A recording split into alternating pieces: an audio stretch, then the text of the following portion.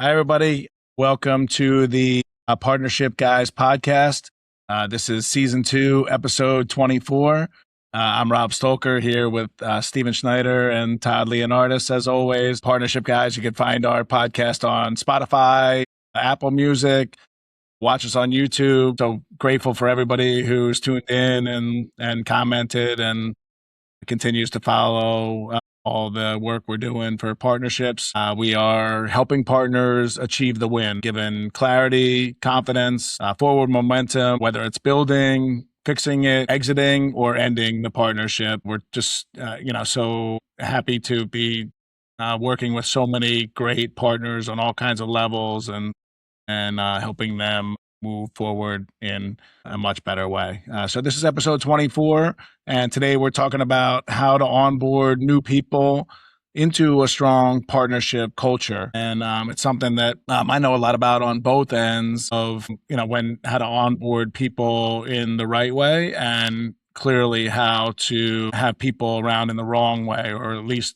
the red flags and what was there and the one bad partnership I had. And we would try to hide that we were struggling as business partners. We weren't struggling as a business, but we were struggling as partners. And we would try to hide that from people. And that didn't last long. People saw it. People saw it clearly early, and it hurt our partnership. And that's all we thought it hurt was our partnership. But in the end, it was a big part of hurting our business. So for us, your employees don't just experience the business, they experience the partnership too. And I learned that firsthand in so many ways. And so your relationship together as partners, it sets the culture for everybody else. So I'd love to hear from you two, Todd, Stephen, about how you not only built your great partnership, we've talked so much about that, but about the impact you've had on your culture, your employees, your office. Every time I come in, there's just high energy. There's clearly high trust, high respect amongst your employees, the people that are around you. Clearly happy to be working around you. Yes, it's work, but they work with energy and looking out for you and for you as partners and the business. So love to hear how you got there, how you built it over these last couple decades plus. And so we've been around a lot of entrepreneurs over the years, and it's clear that the best businesses out there are the ones where the entrepreneur sets the tone as far as culture is concerned. If they try to be something that they're not in their business, it never works out well. It's the same thing with our partnership. Over the years, Todd and I have structured the business and then ultimately started hiring people based on the culture of our partnership. And that is things like trust and respect. Those are a couple of our core values. And the reason you want to do that is because your partnership will determine how people act in your business. They see what you're doing. You can say all the words you want in the world, but they see what you're doing. And that culture really starts right at the top with the partnership. And you've really got to nurture that culture. You've got to understand what that partnership cultural values are so that you can then not just hand those out on a piece of paper, but actually behave in a way that meets that cultural standard. And we, I think, have done a very good job of making our partnership and the health of it very visible to our employees and people around us, or our partners outside of here. And simple stuff, right? It's what you would expect, right? We show each other mutual respect publicly. We do not talk behind each other's back or make fun of in a negative way. And, we support each other's decisions. We are aligned. They know we're aligned, but they also know that we talk through everything. They get a kick out of when we do leave the office and we go on trips. Like, they like seeing us go do that. They like seeing us spend that extra day to build this relationship, because it ultimately makes a better world for them. We're a much more stable company. We've ended up hiring people from our, because of our core values, we hired people that align with our core values, so they get it. And we have obviously corporate core values, but they're also my personal core values, just packaged in a way for work. And, it's to be supportive for each other. It's for not undermining each other, you might as well put a stake in the heart if you start doing that. And they know we don't agree on everything, but they see us work through the conflict, they see us work through the issue, and then be fine, and then run out the door to go to lunch. You know what I mean? It's it's really, really important for them for you to do this in the public eye, so it doesn't look like, and listen, they see the warts in all these people. It's a small office. We work with them daily, but like I said, every interaction between partners teaches your team how to behave. So it's like dealing with a child almost, a young child. Not that I'm equating you never want to show the kids mommy and daddy fighting. Yeah, I don't want to see them fighting. So you are going to fight. You got to do it in a healthy way. Yeah. Yeah. You got to do it in a healthy way. And that really shows that mutual respect, right? And they pick up on that. Yeah. Because, the respect between us creates respect throughout the organization and the people that we work with. So it's absolutely key to make sure that your partnership is visible and the work that you do. Yeah, I think even in the work that the three of us are doing, we're having really difficult conversations about partnerships, mostly that, are off the rails somehow or are fearful that they're going off the rails. And when we're in there talking, the three of us, like you said, it's not like we agree about everything, but we're working through it respectfully. We feed off each other. We take each other, each other's opinions and try to really understand what each other's saying and what, where we're trying to get to. And in the end, it just helps us all get to a much better place. For me, Hummingbird Sports, making girls, women's lacrosse products. My partners in that business, we could not be more aligned. We go to fields and meet with teams and we're together as one on the field. The girls see it, the coaches see it, and it just creates a positive atmosphere for everything we do. And we did the same with our trading floor, our Bubba now. We just want to show everybody that we're together, we're aligned. And then, like I said, that one bad partnership, solar panel installation jobs, we tried to hide it. We would show up to jobs, and even though we were standing relatively close to each other, it was apparent that we didn't like each other. It was really apparent, and it led to negativity. It led to our employees. We had great installers, and they started to see it. They started to wonder, what's wrong with us? What's wrong with our partnership? I'm sure they were fearful, that of whether they would have a next job or not based on that bad partnership. And it's a big part of the reason why I only saw it in hindsight, because like I would say, it was a good business. Money was coming in on paper, but it had no chance because we could only hide it for so long. The tension, the dislike of each other, the distaste of each other, the things that I would hear from customers or from employees that he would say to them that would make me say, well, don't listen to that. And I know the same thing was happening on the other end. Don't listen to him, listen to me. And just very divisive talk that in the end clearly, caught up to, everything. The partnership is all that matters when it comes to that stuff. It's the business is secondary. That kind of stuff is what prevents clarity. Right? Like your employees, your customers, your vendors, if they don't see clarity in that relationship, they're going to get confused and they're going to have trouble trying to understand who does what. We talked before about decision domains and how it's important for each partner to have a clear understanding of where their areas of influence are and where they make decisions.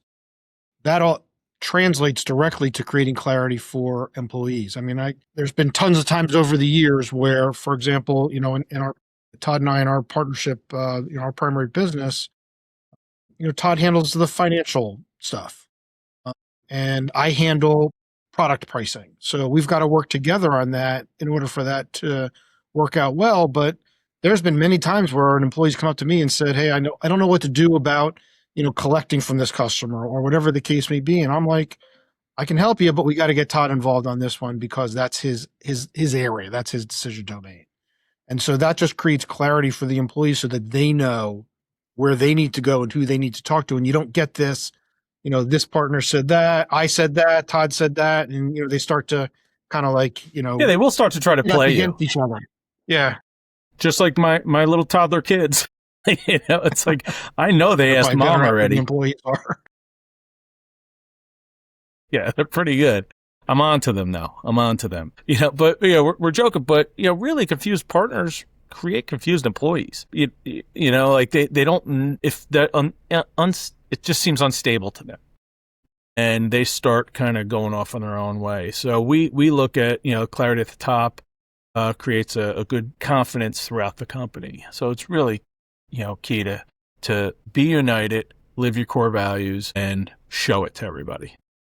Yeah, I think a big part of it is celebrating the wins, celebrating it together, first as business partners, and then, with employees, staff, customers, showing everybody a good culture. And, but when it's not there, it's really hard to fake. And I would say it's impossible to fake because it is going to catch up to you.